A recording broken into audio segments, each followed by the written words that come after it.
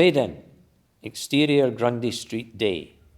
A black cab pulls up outside a row of tenement houses. The radio plays. It lingers for a moment before a small red car pulls up behind it. The date is scribbled across the screen. It's the 5th of July, 2006. The occupant of the red car steps out first. Amal Abbas, 20s, a young lanyard-wearing, curly-haired social worker, approaches the black cab. She stops in her tracks. Faint sounds of a carnival echo around the street. Scream if you want to go faster. She continues on and moves to pull open the door of the black cab, but is pushed to the side as two children burst past her carrying black bags which nearly take her out. One of them is Danielle Keane, 14 and filled with a quiet confidence beyond her years. She's immediately embarrassed by how she left the taxi, composing herself as she sees Amal. She's followed, shadow-like, by her younger sister, Sophie Keane, 10 years old but 10 times as loud and confident. She immediately rushes down the path towards the close door. Which one's ours? Is the bottom one? Oh my God, it's got a veranda with a gate. Interior, the close, Keane flat, continuous. We follow Sophie down the path and past the close door, which isn't locked. The boisterous 10-year-old bounces through the close, past the painted-over graffiti down the hallway. She bobs around a little at a wooden front door. Danielle is the first to arrive behind her. Unlike Sophie, she slows down to look at the graffiti. She laughs at the drawing of a wee man peering over a wall. It too is graffitied with the phrase, "Fuck the system." Amal glares at it disapprovingly. We'll need to report that. Get it cleaned. Danielle carries on, shaking her head at Amal as she does. They arrive together behind a bobbing Sophie who moves out of the way to let Amal open the door with little fanfare. Interior, the close, Keane flat, hallway, continuous. Did you see the carnival? Did you see it? As if I could miss it with you screeching like that. Do you think you can see it through the window? Sophie rushes into the room, the floorboards creaking with age, her face lighting up with excitement. Danielle follows in a supervisory fashion. She stops to investigate the furniture. Across visible surfaces is a stamp, property of Glasgow City Council. Amal, the council have mentioned the furniture. Can you report that as well? She laughs at her own joke before joining Sophie's viewpoint of the carnival. Ma, you can see the carnival through the window. Can we go, please? We need to settle in here first. Mama has enough stress, Sophie. I'm not talking to you. Ma! Danielle leaves the room, black bag in hand, brushing past Amal once again. Amal joins Sophie by the window, looking out with interest at the carnival sounds and lights. Sophie turns to scream for her ma once more as Mary Keane, 30s, enters the room. Frail and tired-looking, Mary feigns a bit of interest as she moves towards the window. Oh aye, that's brilliant, innit, hen? Can we go? Sophie looks expectantly at her ma, who doesn't commit either way. Sophie's attention is drawn to the beds in the room.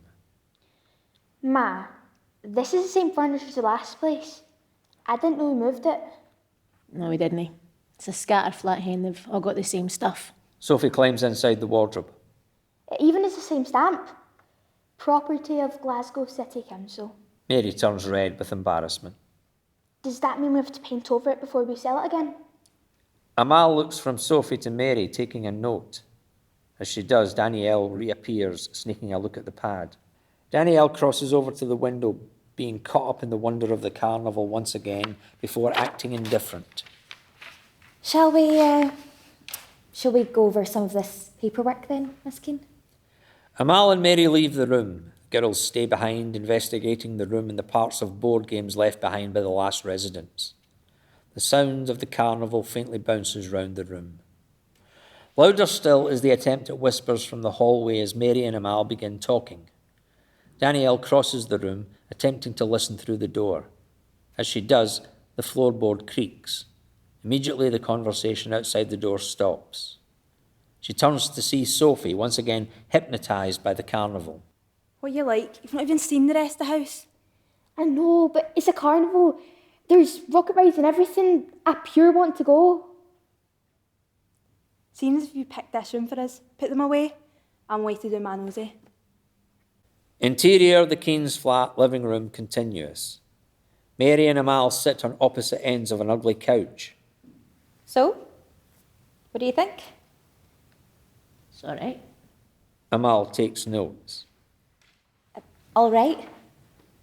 It has to be much better than all of you being in the one room at that B&B. The B&B you put us in. It's all right. No point getting attached. He'll probably find us again and we'll have to flit again. Look, Miss Keane, I'm fairly new to your case, but for this to work, you have to work with us. What's that supposed to mean? As you know, at the last children's panel, we raised concerns about the girls. Sophie said that you were inviting your partner over and that you were both drinking. I told the panel it was one time. You don't know what it's like being a single parent, do you? It remains for me to tell you that under the new terms of the supervision order, we will be checking in. We'll be monitoring the girls and your home. You think you're something, don't you? Coming in here with your degree and your nose in there, making it like I don't love my wains. I'm not. You want to try living my life. I'm not here to criticise, Miss Keane. In fact, The social worker, now tense, searches her bag with both hands before retrieving a brown envelope marked budgeting loan. She delicately places it next to Mary. we supported your application for a budgeting loan. This should help you get a second-hand cooker and the bedding you asked for, as well as some essential shopping. She sits back, looking at Mary for a sign of gratitude. It doesn't come. Instead, she scrunches the envelope into her pocket with indifference. Look, can I ask, are you struggling to care for the girls? What sort of a question is that? It was hard work getting you this flat. With your record of missing furniture and not managing the rent, we've really taken a risk placing you here. You know what? Get out. The social worker is shocked. She stands, searching her brain for her training. She doesn't get a chance. Mary begins huckling her out the door. Where do you get off judging me? I've told you to leave acting as I've got to be grateful for a house that I am entitled to. Mary walks Amal down through the door and into the hall. Amal, flustered, looks about for the girls who stand at the room door watching. Right, that's me away, Sophie. Maybe we can get a wee McDonald's next week. Before Sophie can answer, Amal is pushed further down the hall to the front door, helpfully held open by an amused Danielle, who runs to do so. Amal, on the doorstep, turns to Mary. If this was to appear in my report, it wouldn't look good. She slams the door shut. There's a small pause as the girls and their mum look at each other. Another social worker down then? All three burst into laughter before being disturbed by someone knocking the door. Mary throws the door open. What is it now? She's shocked when it isn't Amal, but Agnes, 60s, a stout-looking old lady in a dressing gown and hair curlers. Know who you're expecting, hen? There's a brief moment of silence. What is it? Danielle turns red with embarrassment. Well, what it was, I seen yous were moving into the close and so put a wee package together for you all. I don't need charity. She turns to close the door, but to find Danielle's foot blocking it. Hiya, I'm Danielle. This is Sophie and this is my ma, but you can call her Mary. She's just a bit stressed. Aye, I can tell. She's near enough flat in my face with the door. Tell you what, I'll just leave this wee package here for yous. It's got a power card and some of my famous mince and tatties for yous to heat up there. There's some wee sweeties for Chris and Jay next door to me. I know what it's like to move in a hurry. I've done my fair share of midnight flits, I'll tell you that for nothing. Danielle looks at the pushy neighbour with amazement as she gratefully takes the package from her. Thanks. Aye, thanks. You didn't have to do that. It's not a problem, doll.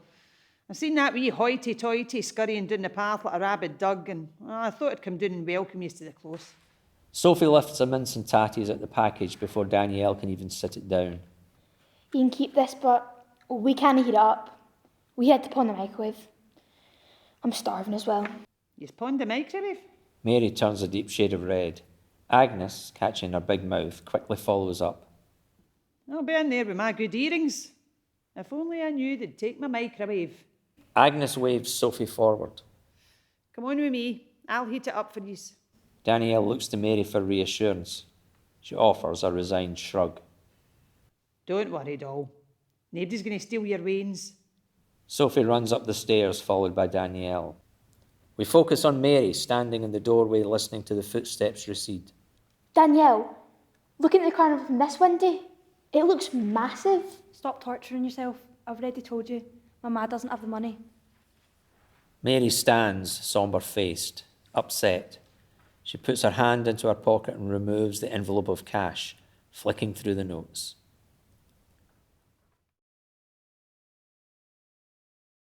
Cut to exterior carnival later that night.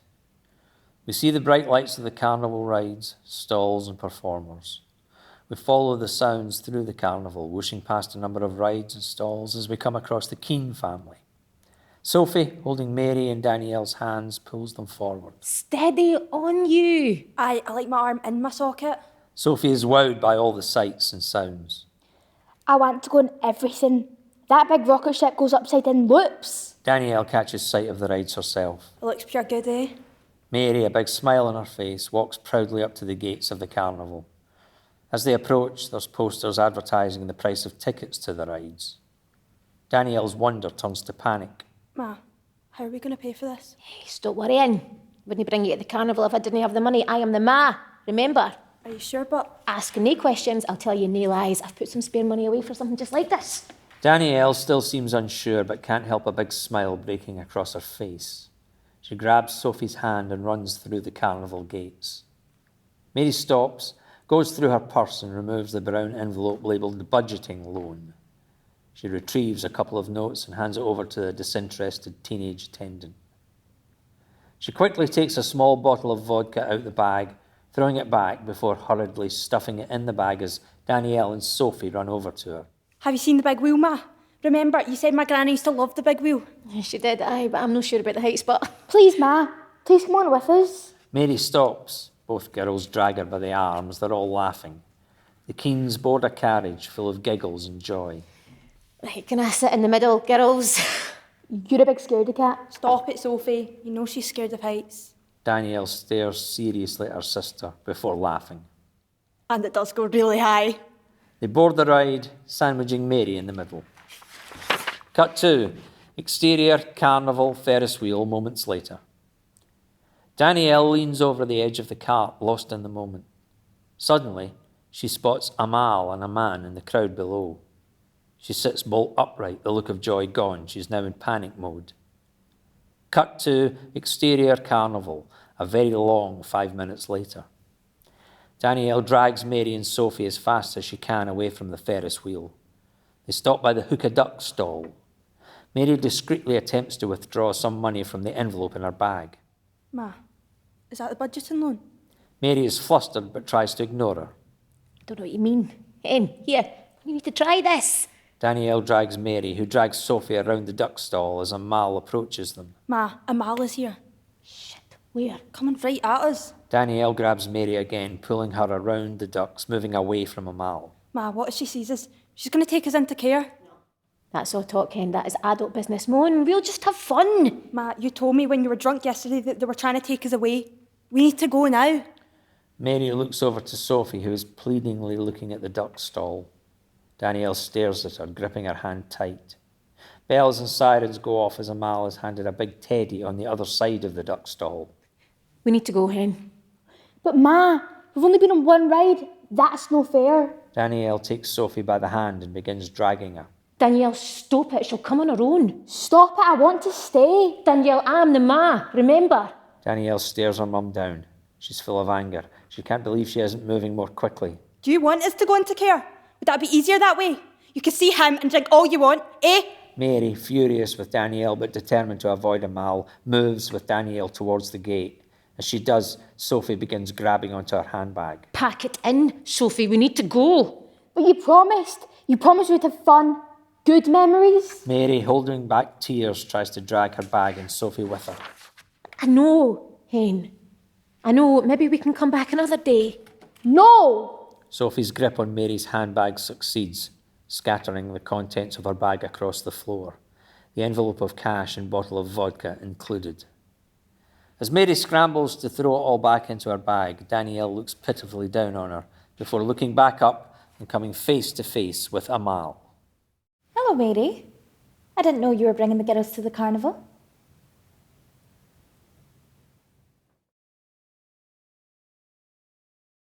Cut to interior classroom, day. We hear the sound of a school bell and chairs scraping as excited voices leave a classroom. Right, Danielle, just you stay back. We see Danielle, dressed in a washed-out school uniform, sitting at her desk, red-faced and bothered. A card in front of her reads, Writer. The board in front of her is adorned with Careers Day. Sniggers can be heard as the voices of children leave the classroom. We hear various insults, the loudest from a girl. State of her, man? Danielle sits, fuming. Someone throws a ball of paper at her, causing her to give in. She stands up, knocking a chair flying behind her. As Danielle storms forward, she's intercepted by Mr. Stevens, 30s, a tired teacher in an ill-fitting suit. Leave, now. The teacher turns to face Danielle. Danielle, have a seat, please. It wasn't even me. What's the point in this, man? We hear more laughs from behind the classroom door. Mr. Stevens crosses the room, pushing the door shut. He turns to face Danielle. So, you going to tell me what that was about? They started it. Natalie was slagging me, calling me mad junkie, and Lee was calling me Harry Potter. Well, that may be, but the only person I saw shouting and bawling was you. It was you threw a jotter and you who pushed a chair. But sir, Sir, nothing. You've only been in my class for 2 days and already you're attracting a lot of attention. but sir, they were bullying me, laughing at me because I said I wanted to be a writer. It's your fault. It's my fault. No, sir, you were the one who asked us what we wanted to do. I only did what you asked, and they were all ganging up on me because of it. You didn't even stop them. Look, Danielle, as your guidance teacher, I've got some notes from your last school and your children's panel. I know you moved about a lot, so maybe your other schools did it differently, but here you have to tell me if you're being bullied so I can deal with it. You can't take the law into your own hands. You were in the class when it happened. You told us to pick anything we wanted to be, and then you didn't even defend me. Look, it was brave to get up and say you wanted to write, but I wanted people to take this seriously. What? I did? So you really want to be a writer? Danielle, I don't know how to say this, but I don't know how realistic it is that you'll become a writer. Have you thought of something to support your family? Maybe something you could do with a SVQ or an NC. You have significant issues in your life. Your mum, your frequent school moves, I'm sorry to say, your temper. Maybe I can help you think about something more realistic. It's a bombshell to Danielle. She did not expect the conversation to go in this direction. There's a deep silence, interrupted by laughing through the glass of the door. The bullies have been listening in. Mr. Stevens chases them off before returning to his chair. Danielle turns to face her teacher. Do you know what, sir? I feel sorry for you. I feel sorry for you because I've got a dream and you're just too daft to see it. Even my ma tells me I can do anything I want if I work hard enough, but all you're just wanting to do is burst my bubble. Can't imagine being your age going around bursting bubbles. And you know what? I'm not going to let you do it to me. Danielle, shoulders back and proud of herself, swings open the door and slams it behind her as she rushes off to her next class. Fade out.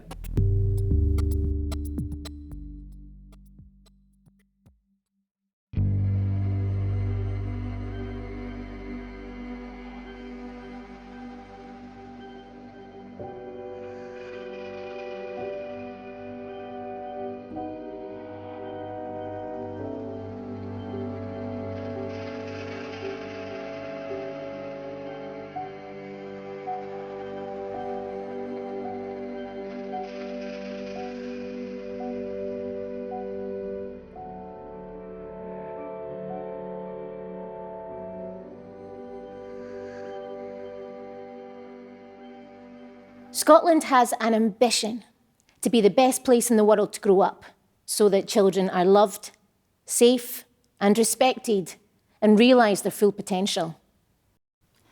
Promise 1. Children must be listened to and be appropriately involved in decisions about their care.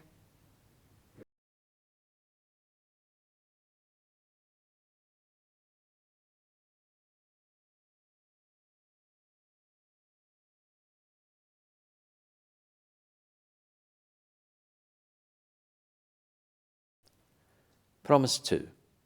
Where children are safe and feel loved in their families, they must stay. The Care Review listened to over 5,500 stories from care-experienced children and adults, families, and the paid and unpaid workforce. Promise 3. Where living with their family is not possible, children must stay with their brothers or sisters where safe to do so and belong to a loving home. The review published its conclusions in 2020.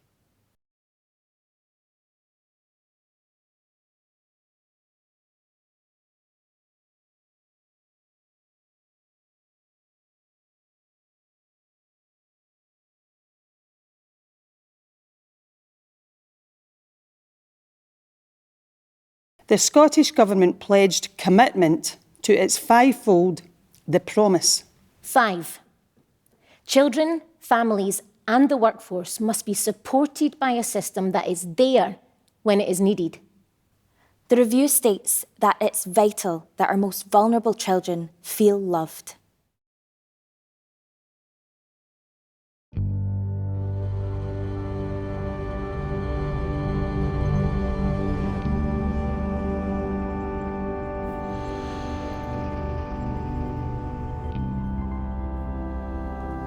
It's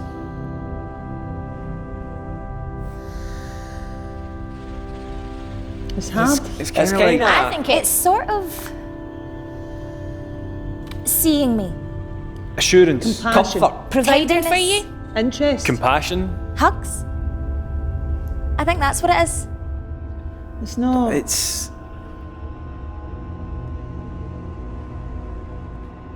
affection, Safety. Nurturing. Forgiveness. Honesty. reassurance, Being Saying there. no Security. sometimes. hugs. I can't describe it. It's too big. It's too many things. It's Attachment. Co-regulation. Attunement. Listening to me. Really not forgetting comfort. about me. Doing Just fun things being with there. me. Accepting you for who you are. I can't describe it. And it is what it is, eh? There's so many layers to it. It's seeing what's best in you. Bringing out the best in me. Laughter. Listening. Encouragement, The cuddle is so important. touch is so important. The understanding how I feel or trying to, anyway. Being claimed by somebody like you're theirs. Yeah, that's what love is. But how do you do that? How do you do that?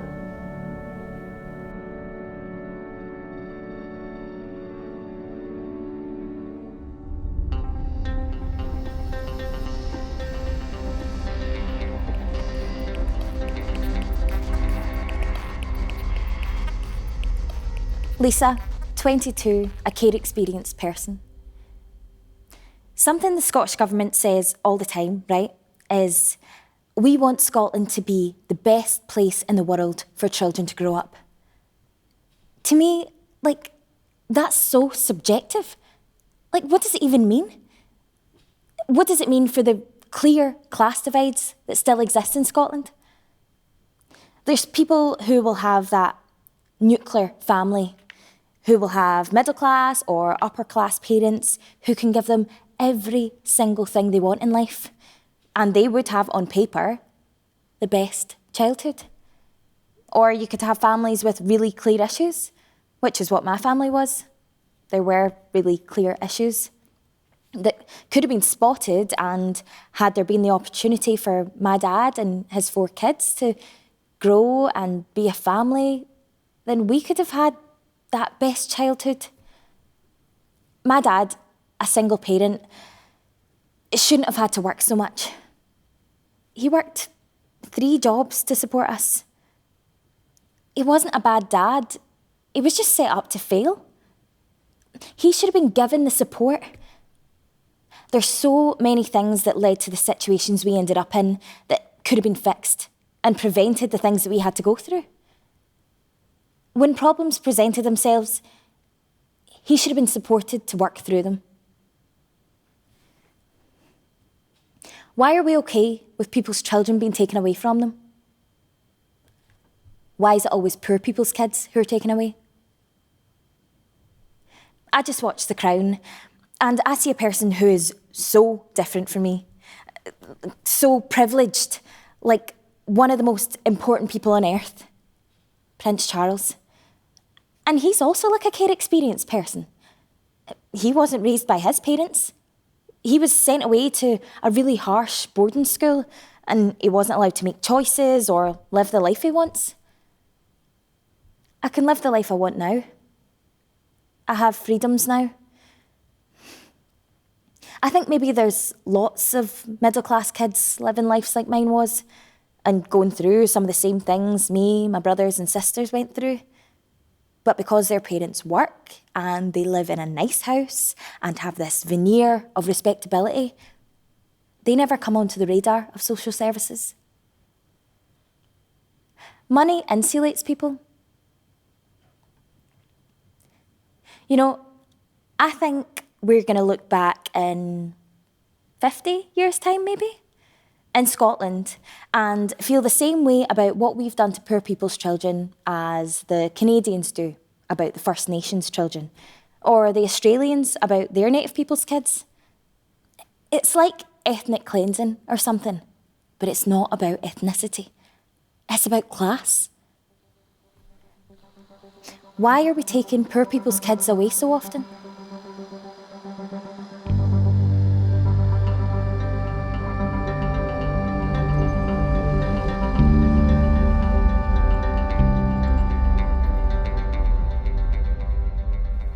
No social worker starts off by saying, I'm going to make life really difficult for people in care.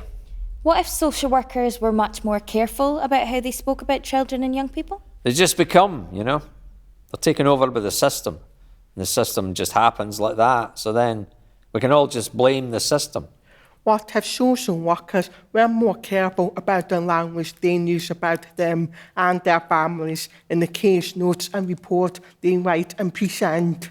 And it's not just social workers, the police, criminal justice, teachers, anyone who works with a vulnerable child. What the care review did was click into the notion that what we're doing right now is wrong. Early on, we realised we don't really have a care system. What if children weren't just removed from their families, but families were supported to love and nurture their children? We have a child protection system. And that's an entirely different thing to a care system. What if social workers were allowed to do their jobs? Like when I was working with street gangs in Glasgow, so much comes back to poverty. What if we spent more money on reducing abject poverty and inequality and less on sending people to prison and putting kids in care? There's a fabulous quote from a Jesuit priest named Gregory Boyle. He runs the largest gang intervention program in the world in Los Angeles. It's called Homeboy Industries.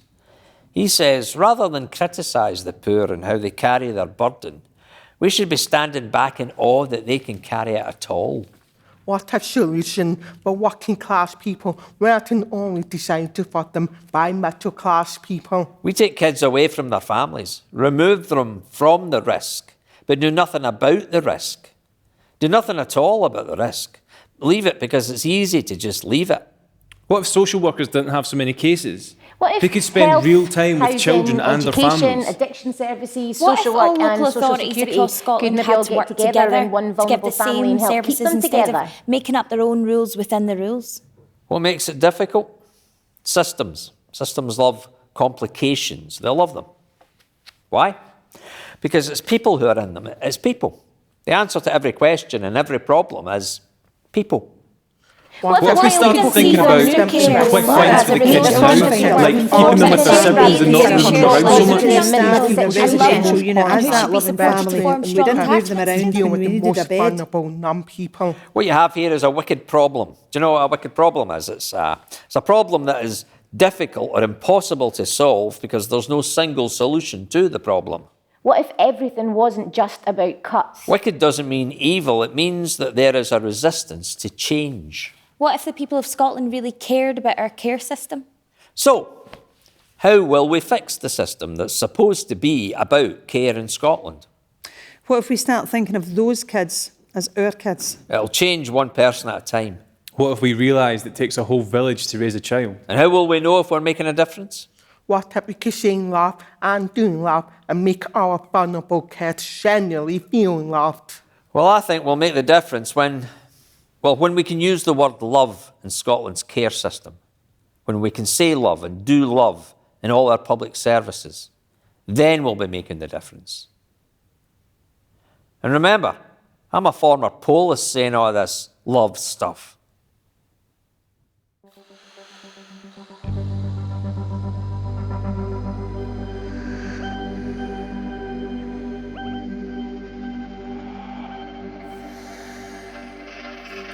John Paul, 22, a care-experienced person.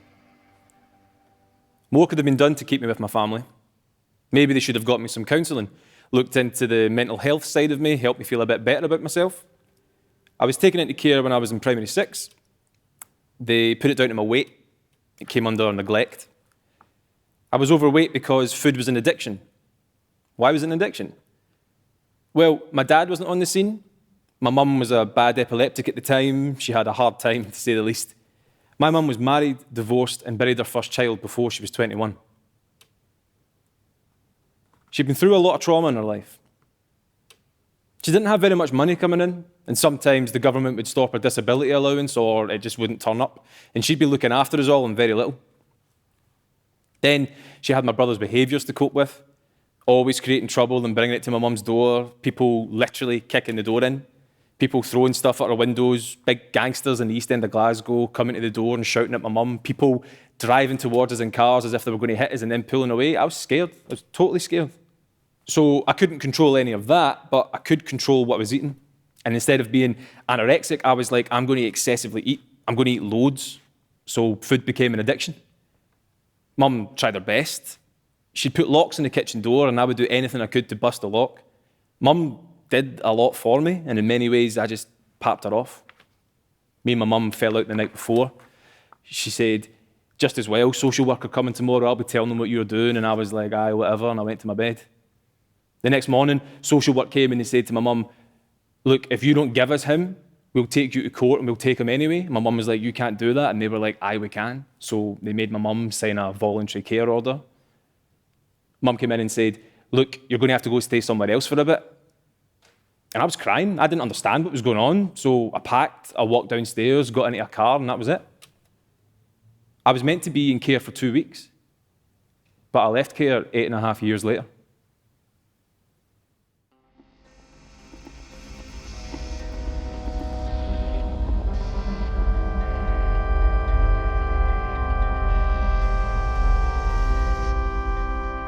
James, 70, a panel member in the Children's Hearing System. Alex, 30, a care-experienced person. People within the system have been complaining for a long time, but rather than trying to seriously address it, people in my situation have thought, well, this is better than nothing. I gave an interview to a newspaper last year about my story, and I said, we're going to look back in about 100 years and realise that all we were doing was taking poor kids away from their families, you know? I'd say in my experience, 90% of kids coming to the children's panel are from a background of poverty. It's interesting to try and work out what class means now. Poor housing. Is it the food you eat? Lack of employment. Is it where you shop? Neglect on the part of parents due to addictions. Is it the clothes you wear, education, what you do for a living? I grew up on a scheme in North Glasgow in the 50s and 60s. A lot of things are very similar now to then. I think in all those areas where huge inequality existed back then, financial, educational, careers, it's still the same. I'm not a fan of Ken Loach because I don't think there's enough joy in his stuff. Throwing off the couch cushions, pretending that the floor's lava and jumping across them, you know. All the wee moments of making your own joy because of the sort of poverty. There was poverty in Glasgow City where we first lived, but the problem with these schemes was that the council was disrupting close-knit communities, resettling them in these places where they had no connections, no shops, desolate. But it was exciting to move in because there was an inside toilet. Grandeur. My mum confided in me a lot as a child. She took me aside at the age of 6 and was like, we're really skint this year. I don't know what we're going to do for Christmas. And I was like, doesn't Santa bring Christmas? And she was like, there is no Santa. But what there was back then was community. One Christmas Eve when I was about 10, it was the Christmas before we got taken into care, I went down the barras with about £40 to buy my brothers and sisters some presents. Every weekend for a month, I remember all the dads turned up and cleared up the building site and the fields behind the houses, littered with rubbish. That year, my mum hadn't really got anything for Christmas. Some Christmases she did really well, but this year she was really skint. So she gave me her last 40 quid and I went up the barras with my brother Martin, who's the next oldest in age to me. They made a football pitch for us. I still remember that to this day. How fantastic this pitch was and how proud we all were of our dads doing it for us. We were there till about 10 o'clock at night. So I picked up a doll for each of my wee sisters and some sweeties and stuff, and I picked up a remote control car for my weeest brother. And that community must still be there today, helping each other out. I didn't have the emotional poverty that some kids had and have, because I had very loving and attentive parents. And on the good Christmases, my mum used to get us a Bruins or an Our Willie album. So like I got one of those each. And as far as Martin was concerned, we were going to have one or the other of those each. And then I picked up some socks and wee bits and bobs for stockings and stuff. And I thought when I was wee that the kids I was friendly with were just experiencing the same as me, because that's what you do when you're little. So we got home and Martin and other kids went to bed and I was wrapping up stuff and I just wrapped up some socks for myself and I gave Martin both the albums. But it turns out that wasn't the case. I have a photograph of me in primary school. I'm about 6 or 7.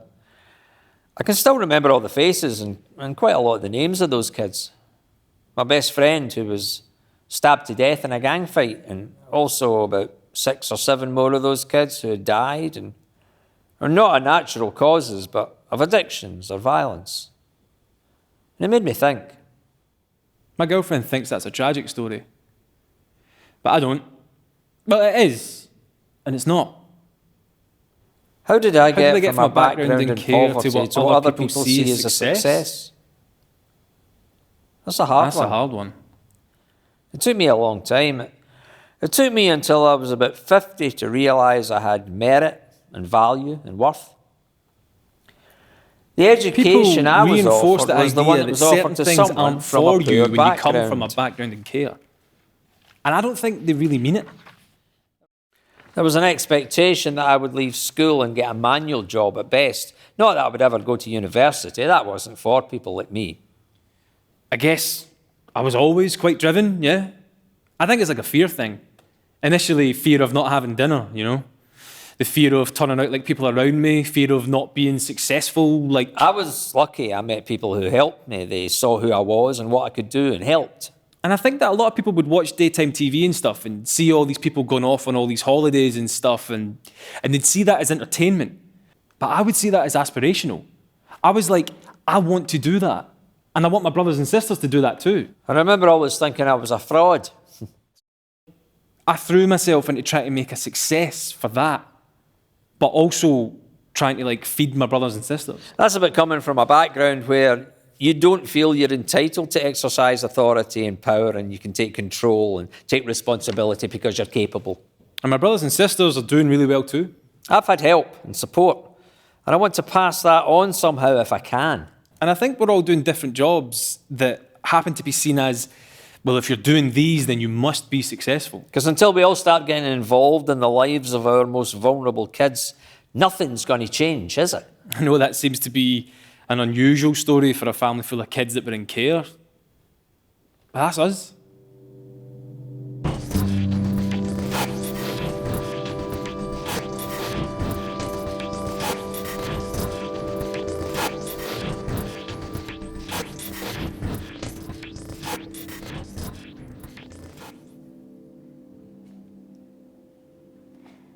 Lisa, 22, a care experienced person.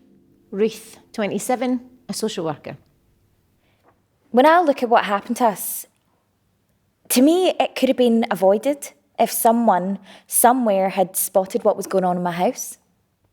I've got children whose lives are not good enough, and I know they're not good enough, or rather not the life I'd want for my own children, but they're not going to die. So that's okay, we don't intervene.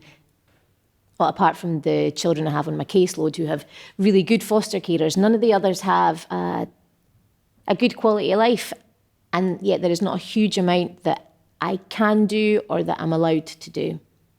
And that's really hard.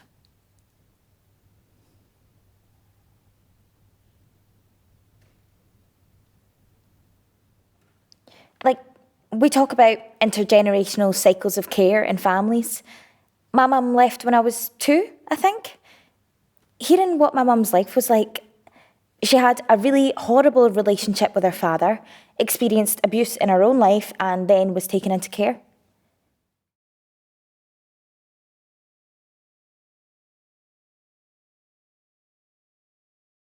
It's not possible to make every child's life perfect. And she really struggled after leaving care and fell into struggles with alcohol and drug use and relationships with abusive partners, all of which I believe were really well recorded.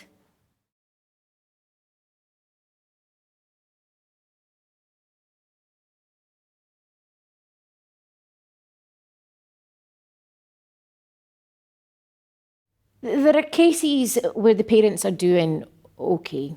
They're not brilliant, but they're doing just enough. I just wonder why, when she left and my dad was left with 4 kids on his own, why did no one flag this up? I was still young enough to have a health visitor and was still having regular checkups. So why did no one notice? And by and large, the children are better off living with their parents.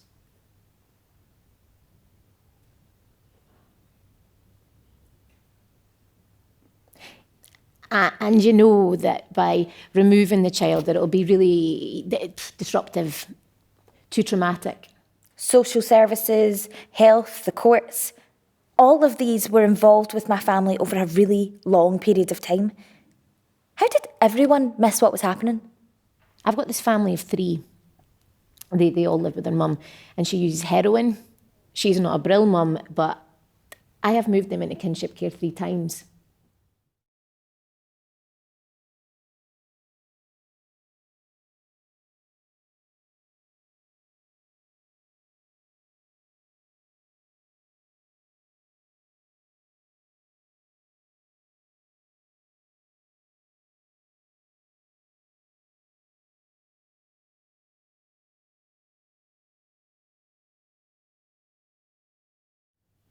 Every time the mum turns it around and they go back, and then it just disintegrates all over again. And I find it exhausting. And if I find it like that, what is it like for the children?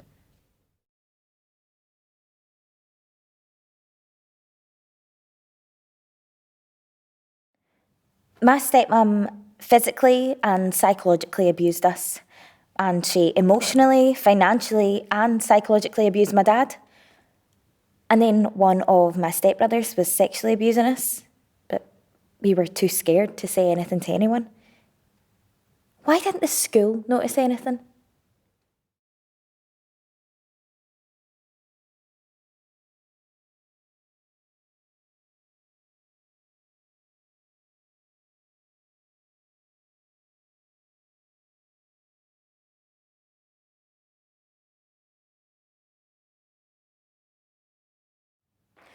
My oldest brother was taken into care when I was 8. There's a couple of reasons why I'm not going to accommodate them. The oldest 2 are just now too old. Then my sister was taken into care, and then my next oldest brother.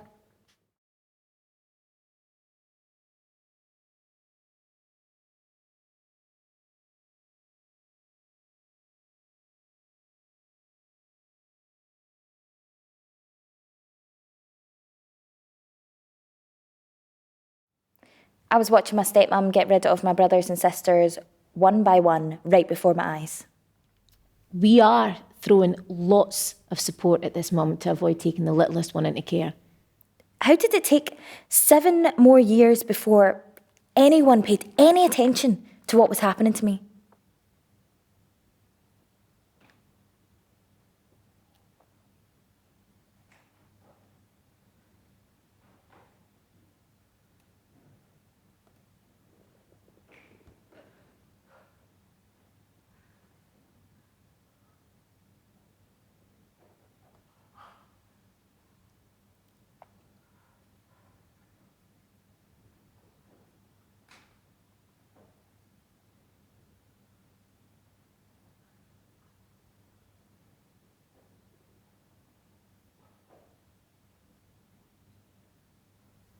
Partly because we can keep things just good enough.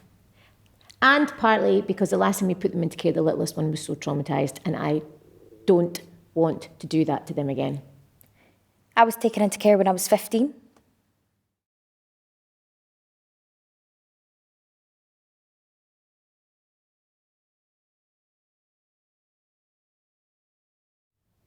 I just feel for them. And their mum, she isn't the worst. She does love them. Why, for 8 whole years, did nobody look more deeply into that house and ask what the hell was going on?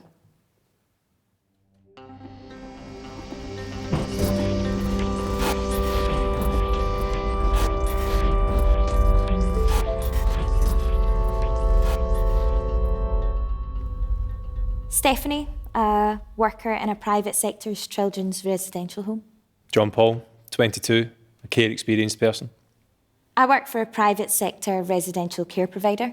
I grew up in care in residential homes with private care providers. This organisation works with children with severe trauma and behavioural issues stemming from that. We have 6 kids in the unit. The kids are great and I do love the job, but there are so many things which don't work. It's so frustrating. There's a new generation and there's an old generation within the care sector. I was living in Australia for a few years and I worked for an organisation there called Safe Places for Children and trained with them in trauma-centred practice and attachment theory. That was interesting because over there they have an idea of looking after other people's children, which is different after their whole stolen generation thing. And the Australian model just seems to be a bit more mindful about the big picture. The old generation pretended that they loved you and pretended that they were there to help you in that, but it was all fake. It tries to keep that core family unit intact, or at least in contact. And since starting this job in Scotland, that's not something I've seen a lot of here. However, I do feel like some of the staff members who looked after me when I was in the residential homes really did love me. My frustrations are that we have so many things. We have so many reports to write, so much pressure day to day that staff don't have time to spend with or the headspace for the young people. Well, you've got Caroline, for example. Then there's another darker side. It can become a breeding ground for people who can take advantage of these really vulnerable kids. Caroline, to be fair, was one of the first staff members to have told me no, and to have told me no quite frequently, and I used to get mad at her. There are members of staff who live for a kid having a meltdown so that they can step in and perform a safe hold. That's physically restraining a kid who's out of control. So they look like a hero. And I remember one time she annoyed me that much, and she was walking out of the house after a handover, and I was just watering the flowers with a hose, and she said to me, "See you tomorrow, JP, in a better mood." It's really ego-driven. It's not about keeping the kids safe at all. And I just thought, fuck it. And I just soaked her down. And she was trying to get into the car, and I'm laughing at it. Don't get me wrong, there are some excellent staff too. The problem is, in the private sector, people can walk into this job from anywhere with no experience. And I felt really bad afterwards. Sometimes that's a good thing, because they come in and they want to understand. But sometimes people come in and they have this crowd control, us against them attitude with the kids. They form like a gang. That's how the kids see it. The adult gang against the child gang. But she went home and her family was like, "You're all drenched, what's happened?" And she was like, "Oh, John Paul had a bit of a fit today." And it was like laughing, "Oh, John Paul, what's he like?" And we do have to do training and all the things like trauma and attachment. But no one ever checks that you're actually applying the stuff on a day-to-day basis. I knew I loved Caroline, but I didn't realise until maybe a couple of years ago how much she really does love me. The vision for the organisation, the slogan it uses to sell itself to local authorities in the care market, and what it charges thousands of pounds for, it's not being met. And she'll tell me that now because we're not in the care setting, because in the care setting, you really can't tell a young person that you love them because it's seen as unprofessional. Why do I stay? I stay because I genuinely love working with the kids. And then there was Jim. I developed a really strong relationship with one of the boys we looked after, Jack. Jim and I just had it off within hours of him coming into the unit as a new manager. My dad wasn't on the scene, so I looked to Jim as a father figure. He smashed everything. He would go from here to here in seconds, and he was put in a safe hold in our unit many times. And there were some cases where I thought that he was a complete and utter knob to me. But now I understand that as love. I never did that because he was just a wee tiny boy. Jim was a bodybuilder himself. And when he met me, he saw how overweight I was. But instead of trying to put me on a diet like all the other homes had done, with no great success, by the way, he wrapped like a whole plan around me. And so I used to just grab him and hug him when he was kicking off. He got me a personal trainer, And it always worked. got me lifting weights. So I fought tooth and nail with social work to be a named person on Jack's care plan as he moved on. Got me trained up in nutrition and stuff. And they should have never moved him on. But he was high tariff being looked after in this organisation, which cost a local authority a fortune. And like, cuts and that, you know. He motivated me. And then I started winning powerlifting competitions and titles, and my whole life changed for the better. I see him once or twice a month for contact still. We have a different relationship now to caregiver and service user. And his help is one of the reasons why I am where I am and why I am who I am today. And I don't think he could have done that or wanted to do that had he not loved the person that I am. Kids You need to know that somebody loves them. you. It's a feeling. Love was a feeling before it was a word. You don't need to hear something to believe it. You can feel it.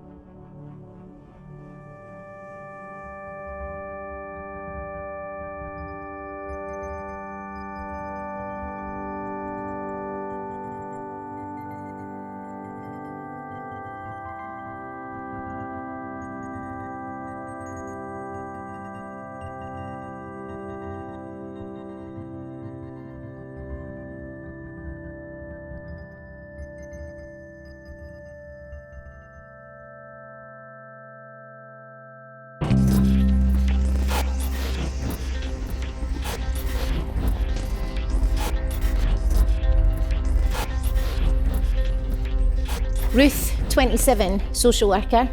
Helen, 50s, former local authority chief social work officer.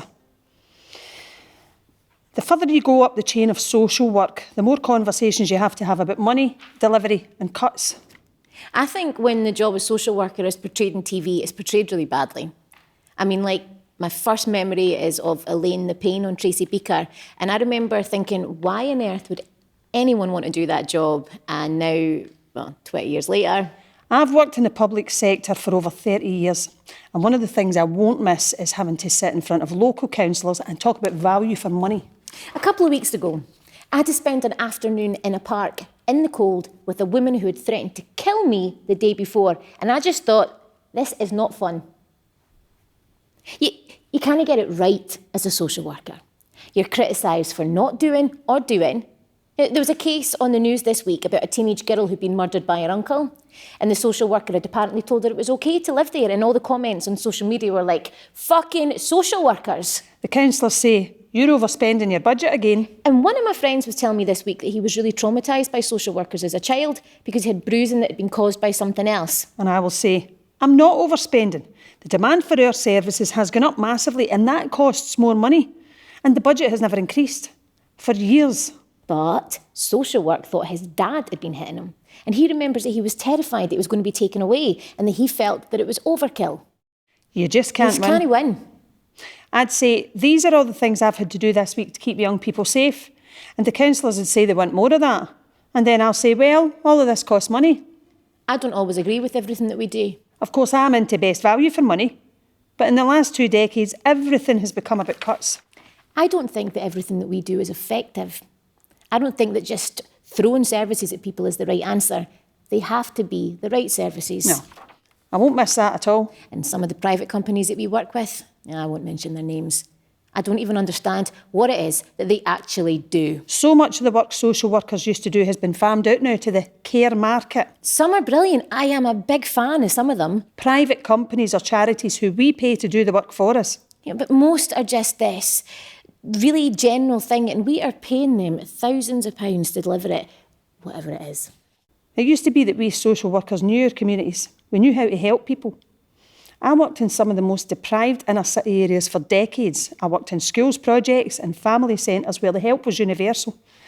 We worked with parents to prevent kids being excluded, to prevent families needing other interventions from social services. Do I feel like I'm in a valued profession? Absolutely not. Well, it depends. It is really hard being a parent, and if you can work with them, work in relationships, it's important. In terms of protecting babies with bruises, I think there is value. I think people believe that that's absolutely necessary, but I do think with older children, based on Daily Mail comments, nah. Why is it important? Right, there was this boy I worked with for a long time in the schools project. His mum had mental health problems, and she was really hard on him. Really hard. And my friend who works in the project with me was walking down the street one day, and this young man shouts, "Helen, Helen." And she turns around and he says, "Oh, sorry, I thought you were Helen."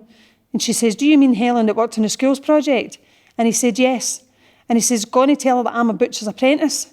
And if it wasn't for what yous did for me, I'd never be doing the things in my life I'm doing now. It's because yous believed in me." People have no idea what the job is. And it's such a shame that the funding for all these types of prevention projects ended with austerity. I sometimes feel with some of my well-educated lefty friends that their understanding of social work, they understand it in a sense, but when it actually comes down to it, they don't really understand. They don't understand the complexity of how people's lives can fall apart. It can take just one wee thing to tip them over the edge, but there's probably been lots of things building up for a wee while. Everything is about cuts now. But it is a false economy because we've got even more children in care now because we're not doing that early intervention and prevention, and because that costs money. Some of it is about individual responsibility, yes. So much is about parenting as well as poverty. Poverty doesn't make you a bad parent, but it can make you a struggling parent. And that's where people need help. Some days I think about the people that I work with. You just need to get a grip and sort your lives out, especially when we are throwing lots of services at them and they're just not going to change. We need to find creative ways to keep families on the edge together and to support them to cope. And other days I feel lots and lots of empathy, and I realised that they didn't choose to be in the situation that they are in. And not just to cope, but to thrive. I really do love my job, though.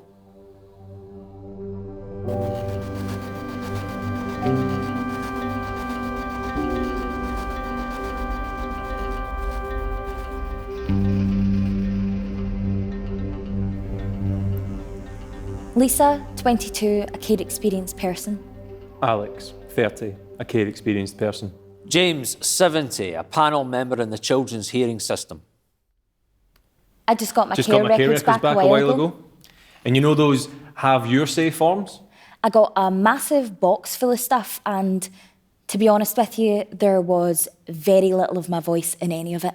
So in my care records, it's a collection of almost the exact same thing. Why can't I see my mum? When can I see my mum? When can I see my brothers and sisters? Like, I'd drawn big question marks and written it all around it. This is what these pages were just full of. The only time I could see any of my actual feelings written down, and it's such a standard thing that social workers do with kids. They got me to draw a house with boxes and put my feelings inside the boxes. I don't think the children's hearing system is doing its job. Yeah. I think we're having to take some decisions which we know are not in the long-term interests of the child. That was it. That was all of my voice that I could find in a stack of care records. And that's pretty much what I said for my entire time in care. And I would get to see them like once a month, but sometimes not for months, and we were never all together. Most decisions have been taken simply because of some of the circumstances you're faced with, or lack of resources, or whatever. They were letting us see my mum at the same time initially, once a month for like an hour, like supervised contact. And they'd written that it was like we were all trying to get her attention and competing for attention, so it was unhealthy, and that she wasn't able to display good parenting skills in doing that. Some of the language used about children and their families in reports is shocking. I am honestly appalled by how some of these reports are written by social workers. I had a really good social worker at one point, Chantel. She was really nice. The children's hearing system is supposed to be the place where the voice of the child is heard, but it really doesn't work that way most of the time. I always say care is something that happened to me. I wasn't involved in any way. So how do you find the voice of the child then? There has to be some mechanism that lets us do that. Don't get me wrong, I got on with my foster parents the majority of the time I was there. But I was a really damaged, really vulnerable young person. I was exhibiting behaviours of a breakdown, and I was just crying out for someone to make it all right and make it better. And you can see it in my records. But for some reason that wasn't clear. And when I needed someone to advocate, Chantel would advocate for me. Through an advocate? Through the child recording what they want to say to us in some form beforehand? Because at the minute, what do we have? And so when I was 16, it was decided to move a mother and baby placement into my foster home. The decision was made that my needs were no longer as important. And so suddenly everyone's attention was on the baby. And when I got my care records, I would see that she'd noted that I'd always be asking to get moved from my foster carers because they weren't doing any of the things for me I could see them doing for their own kids. I was just another foster kid on a conveyor belt, one in, one out. And so I started to lash out, not at other people, at myself. I went through a period of really bad mental health that trashed my room one day. Not treated like a member of the family, but a parasite. And instead of comforting me and trying to find out what was going on, my foster dad told me to leave and never come back. And I could see in the records that Chantel would note that I would often ask to leave. But there was a senior social worker who'd be like, no, he needs to stay where he is, stability and all that, let's keep him there. And because I was 16, when my foster placement broke down, social work wouldn't find me another foster placement, and they said they couldn't find me a place to live. So, someone higher up in the social work chain always undermined the opinions of the person who actually knew me and understood my situation. So I was put into a B&B, and I ended up being there for around a year. People didn't even think how crazy it was to have me in that place. I was saying it really explicitly. You're putting me at risk. And I remember really vividly one day sitting with my social worker outside the community centre and explaining to her just how much of a risk it was for me to be left there by myself. And she just started crying and said, I totally agree with you, but no one seems to be listening. No one seems to be doing anything about it. What does listening to a child or a young person actually mean to us adults in the system? And so I said to my counsellor, I need help to tell people that this is all of what's going on in my mind and it's making it really difficult for me to stay in an insecure B&B room on my own constantly. There are two different ways of listening. One is passive listening, where someone is sitting in front of you talking, and the other is active listening. So my counsellor wrote a letter to the head of the social work team. Too many adults in the system are defensive. It's easier to defend your position than it is to reflect on your position or change your position.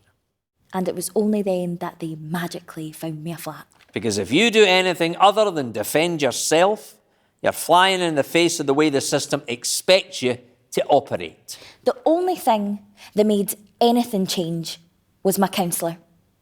A professional voice speaking for me. I couldn't speak for me.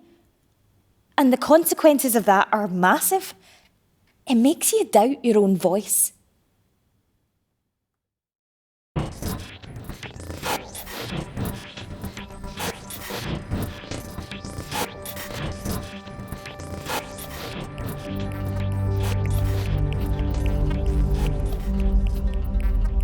Joanne, 40s, foster carer. I used to see adverts from Families for Children looking for more foster carers. Earn £30,000 a year working from home. But it's not a fucking job. It's more than a full-time job. It's your life. You are sharing your life with a child and they are sharing their life with you. Me and my husband have 3 boys in our family, 2 brothers, and then our 3rd boy came to us 2 years later. Just on respite for the weekend, and here we are now, 8 years later. When our first 2 boys came to us, well, I was sending pictures to social work every day because these wains were knocking the shite out of each other in my living room every night. And it was all just through anger and frustration and abandonment and confusion. There was a lot of discussions, especially in the early days, about separating the brothers. But I was instrumental in keeping them together because I knew they needed each other. So we walked miles every night. I'd put their coats on and we'd go for a big walk and a talk after their tea. Because they didn't like looking into your eyes when they were talking. So that's what we did. They all came with very different presentations of their trauma. It comes in waves. And I always say you have to give these kids time to work through what it is that they need to work through so they're able to accept your care and your love. They're not always able to accept care at the start because they don't trust it. And they're doing that because they haven't had the unconditional love at some point from someone who cared for them. And you have to try your hardest to hold on to them until they're ready to be loved. I'm really determined that whatever I do in life, I have to help the boys prevent the same thing happening in their families. So I definitely see myself in their lives for the rest of their lives. I want to be like the granny to their kids and help them with support and material things if they wanted it and welcomed me in their lives. I wouldn't feel bad if they choose to go back to their parents if they found a way to hold their families together. But if they welcome me into their future lives, I'll be there. I use the word love all the time. I can't imagine what it would be like if you didn't unconditionally love the children you were looking after and caring for. How would you endure some of the difficult times you have to go through with them and watch them go through?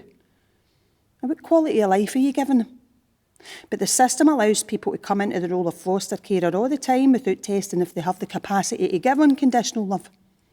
And they don't even ask people that question when they apply. Well, why not? As their parent, I love the boys unconditionally and I tell them that. I voice that openly. But I don't expect them to love me back. And I think that's really important. You can't enter into this world of looking after young people if you're looking for them to love you. You should have your cup topped up by your love for yourself, your love from your friends, by those who sit around you, knowing that at times your cup will be drained dry. Love, for me, is an emotion, but it is also a commitment, and it is done by action. It's what I do.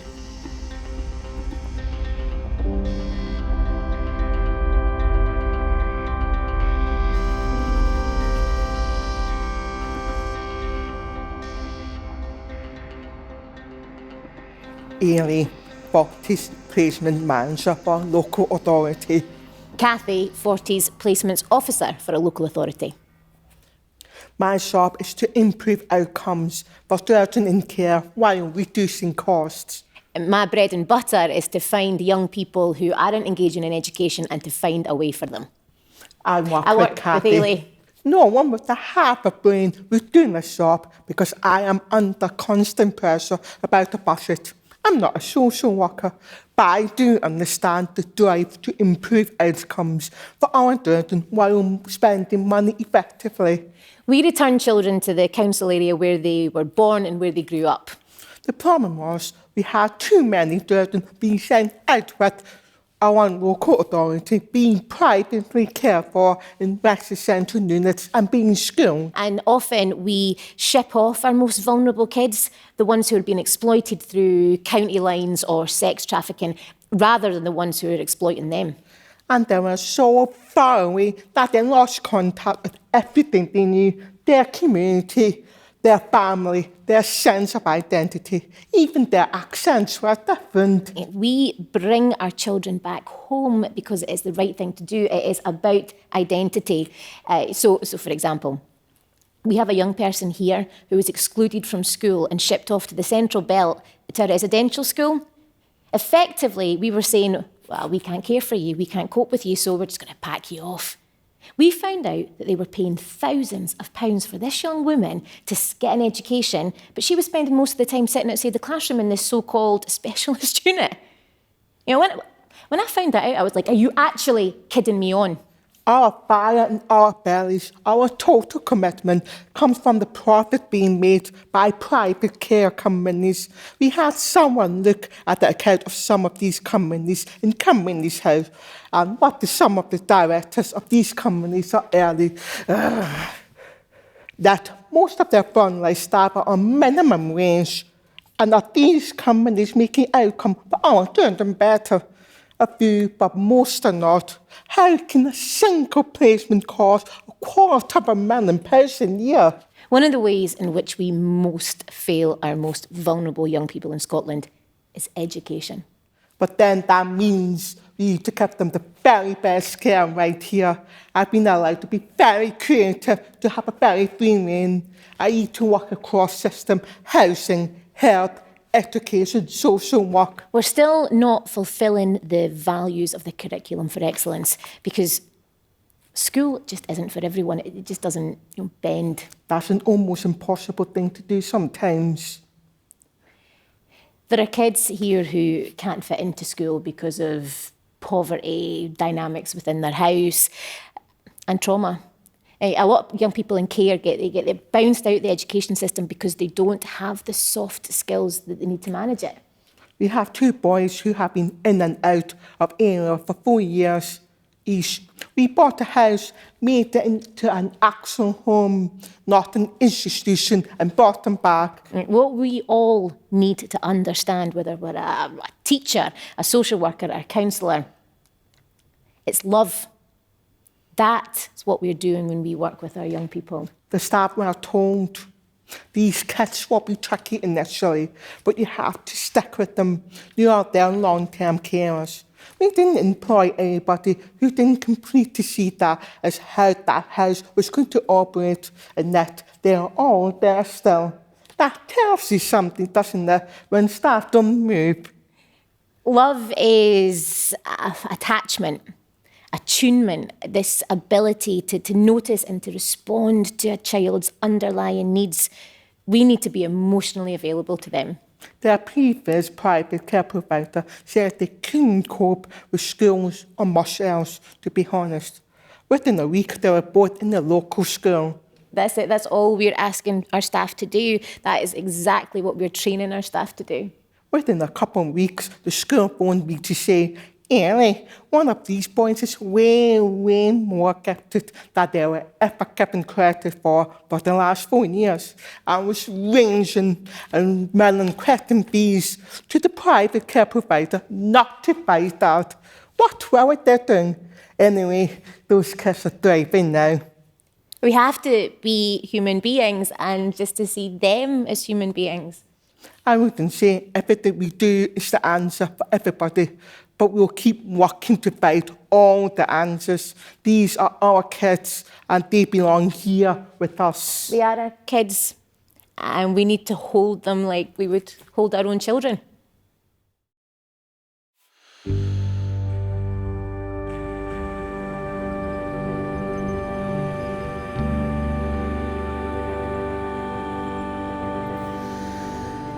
What if? What if? What if? What if? What if? What if rather than criticise the poor and how they carry their burden, we stood back in awe that they could carry it at all?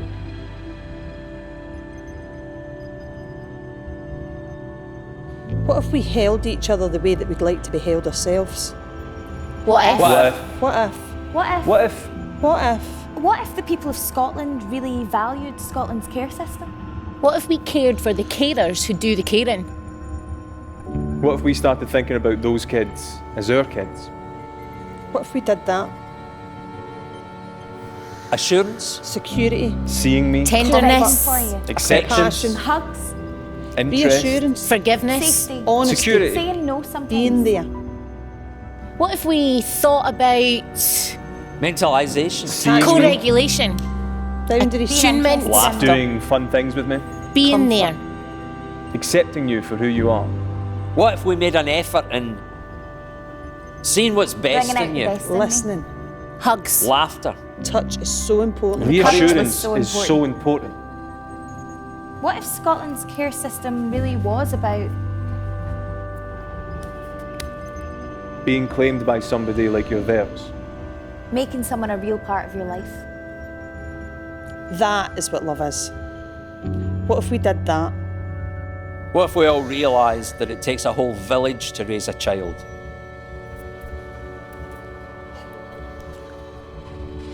What if? What if? What if? What if?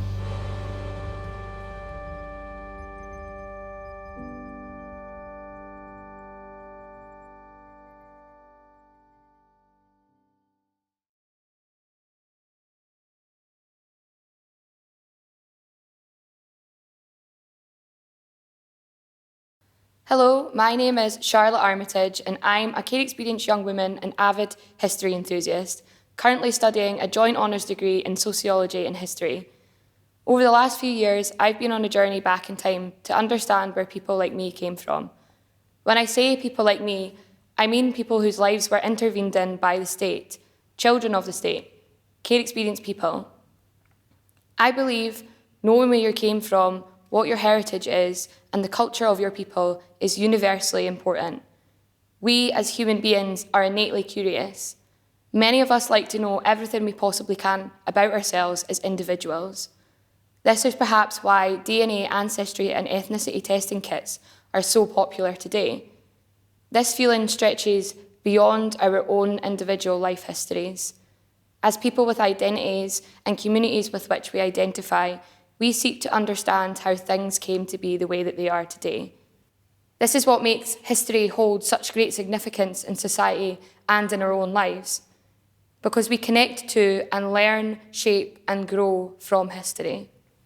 For me, understanding and relating to the struggles of working class people in Great Britain long before I was born has been pertinent in helping me embrace my working class identity.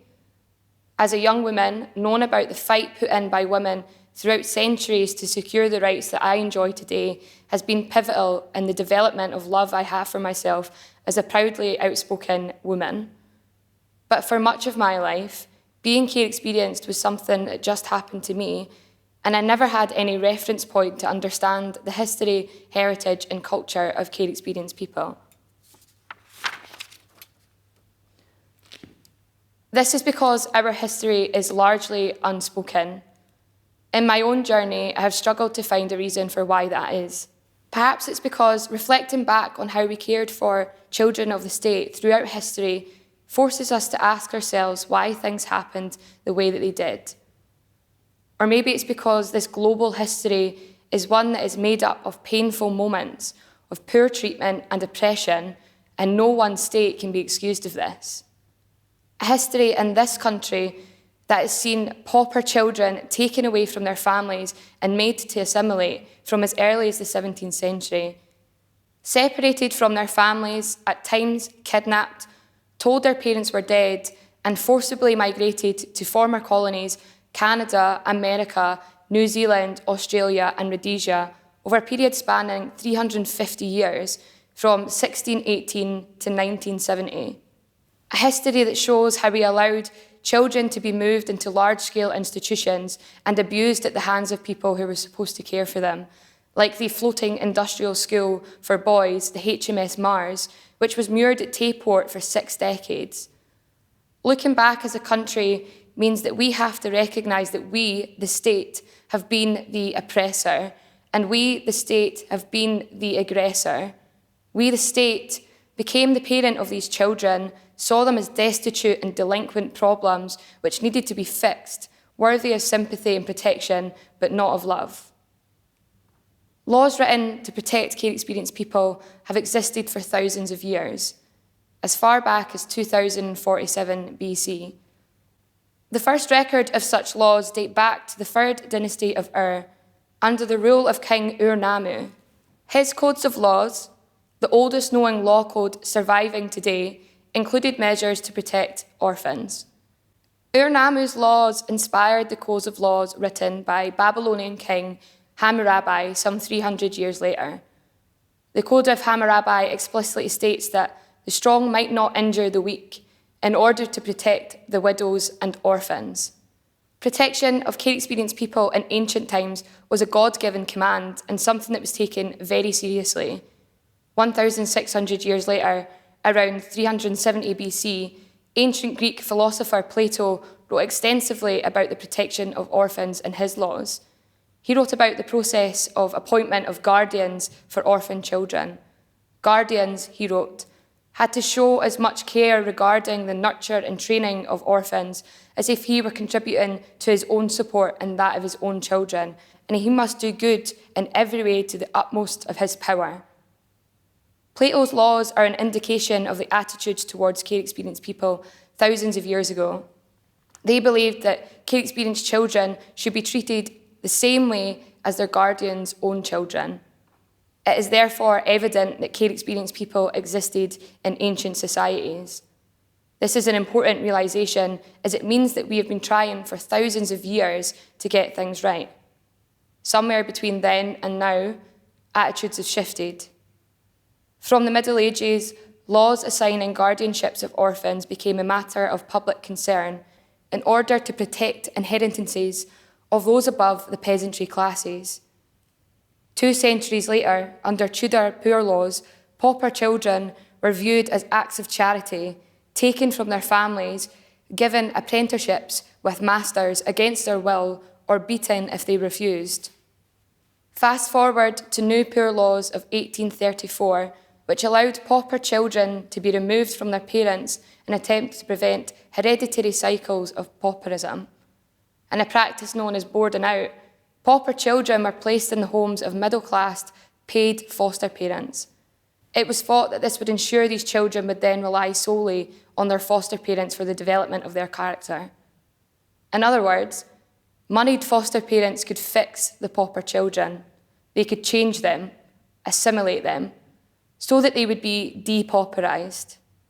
This was at the heart of movements led by great evangelical philanthropists of the time like Bernardo and Quarrier, who believed lifting children out of pauperism was God's mission.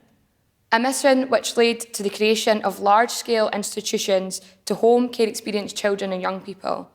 Institutions which saw hundreds of thousands of children abused at the hands of those who were meant to care for them.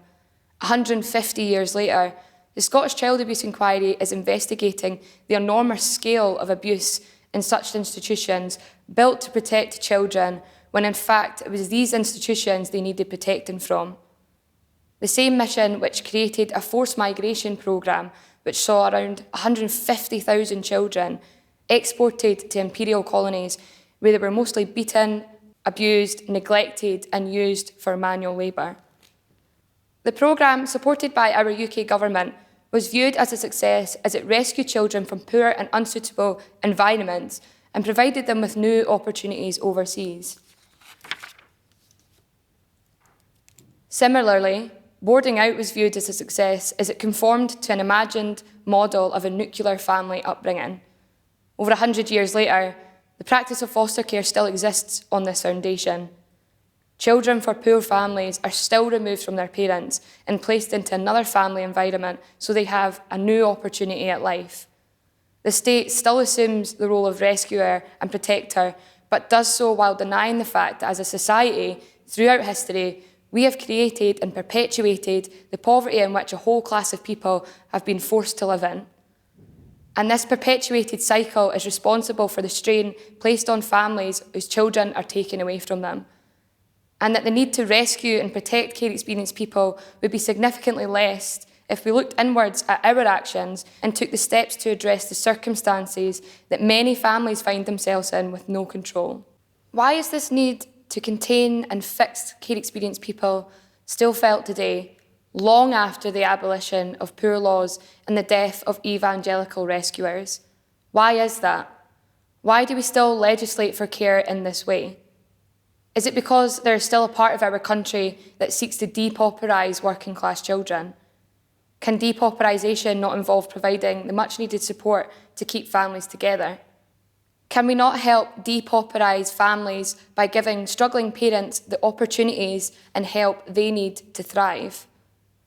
Parents who could give the love to their children that the state has said it will give to care-experienced people for years, but so far has yet to enact? Or are we still comfortable with placing the responsibility of breaking the intergenerational cycle of poverty and of care on the children born into it in a so-called pulling ourselves up by the bootstrap fashion? Since the Enlightenment and subsequent waning of faith in God, the associated need to love the poor and vulnerable because God loves them and commands us to act in love towards them has been replaced by defamation and dehumanisation of anyone for whom we feel the need to protect. This has only been exacerbated since the Industrial Revolution, an economy based on consumerism and more recently neoliberal economics, because showing love through action costs us. It threatens the resources we want to protect so we can consume. And as a society, we still obsess over the idea of a nuclear family. Anything that deviates from this is considered suspect. For more than 100 years, this family structure has been held up as the cultural ideal, an ideal that has been catastrophic for many. It's time we let go of this ideal because it's not reflective of the world we exist in today. And we can do more to keep families together by accepting that a nuclear family isn't always realistic and that childhood looks different for everyone.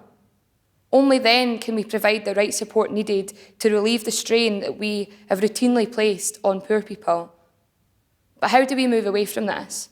How do we move forward so that children are only removed from their families when there is absolutely no other options? How do we become a society, a country, that recognises the class divisions that are still present today and the impact that this has? How do we start to address inequality and empower poor people and their families to thrive? Because inequality affects all of us and all classes across society. It impacts our way of life, our economy, our health, the way in which we interact with each other. And we cannot address poverty without addressing inequality. I don't have the answers right now, but what I do know is to find those answers, there has to be a recognition of the state's role as the aggressor, oppressor, and enabler of maltreatment in the history of care-experienced people. As a 23-year-old care-experienced young woman, I've made that recognition and I'm processing what that means for me for the rest of my life. My question to you is, are you ready to do the same?